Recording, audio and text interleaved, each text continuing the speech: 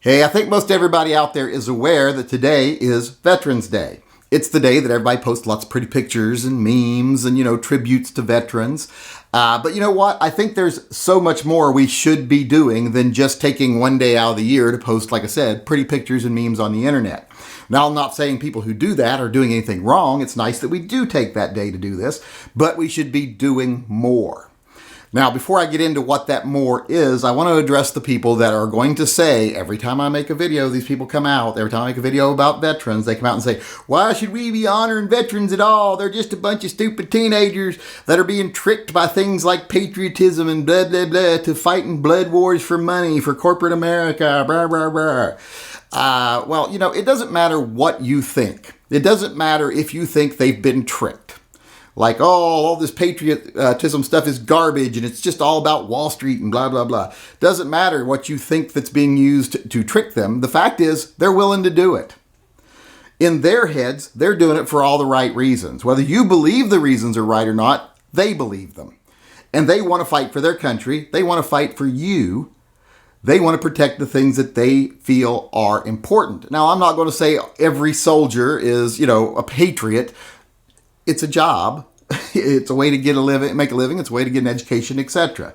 I'm not going to deify soldiers, but here's the thing.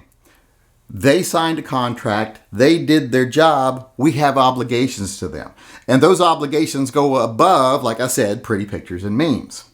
What we need to be doing is taking care of our veterans, taking care of their needs, their health needs, and that includes their mental health needs. One of the things right now we're really failing on when it comes to veterans is taking care of mental health.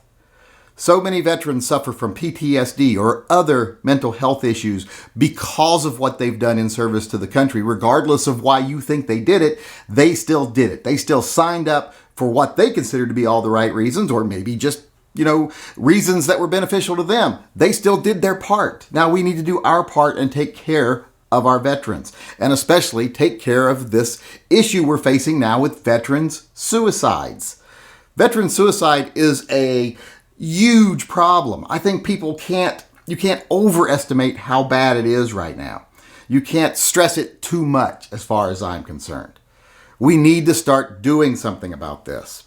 And it isn't just, pressuring our politicians to provide better mental health care once they're out of the service and while they're in the service. It's also, we have to change the way our military institutions behave. When you're in the military, if you approach a superior or anyone else about issues you're having that might be of a mental health nature, you're often stigmatized. You're told, we can see you about this, but you're probably going to be removed from your duty because you're going to be labeled as damaged or less than, you're somehow unfit for duty now. That wouldn't happen if you got shot or if you broke your leg in combat. But if you suffer a little mental illness, they're going to be like, well, now you're defective. We're going to toss you aside. Not we're going to take care of your issue and make you a better soldier like they do with the other things. That has to change. It is doing a real disservice to our veterans. We have to change the system. We have to start taking care of our veterans' mental health issues. That is why veteran suicide is such a thing right now. We have to try to reduce that. We are failing our veterans because we are not giving them the care they need. And not only are we not providing them the care we need, we're telling them through the system and through everything else that if you do seek care, there's something wrong with you. And often if they do seek care after they're out of the service, instead of being told, hey, dude, we understand 100%, we're going to get you what you need, they're told, oh, you're damaged. Well, the first thing we're going to need to do is come in and take your guns away from you because you're somehow, like I said, less than now because you have a mental health issue, which is just going to push them further over the edge.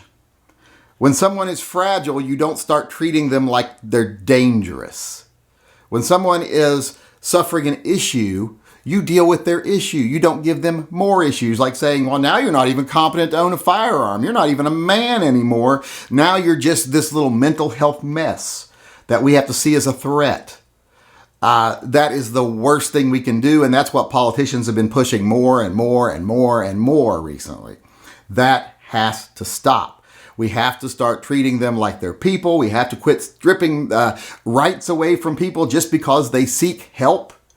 It's ridiculous, and it's what we've been doing. So like I said, we need to change our attitudes. We need to change how politicians are dealing with such situations, and we need to change our institutions and how they deal with mental health crisis in the military. And that's a lot of stuff we have to do, and it's going to take a while, but we can't get it done until we start, and right now we haven't even started. So we need to get started. Now, in the meantime, there's things you can do. A couple of the charities that I donate to, that you could also donate to, or find one that you do want to donate to, one is Weed for Warriors. The TYMP posse donates to Weed for Warriors every month. We donate to Canines for Warriors every month. And reasons we do this is because every study that I've seen, every study that I know of that's been done, has shown that therapy dogs are very beneficial to soldiers with PTSD or mental health issues. And so is THC.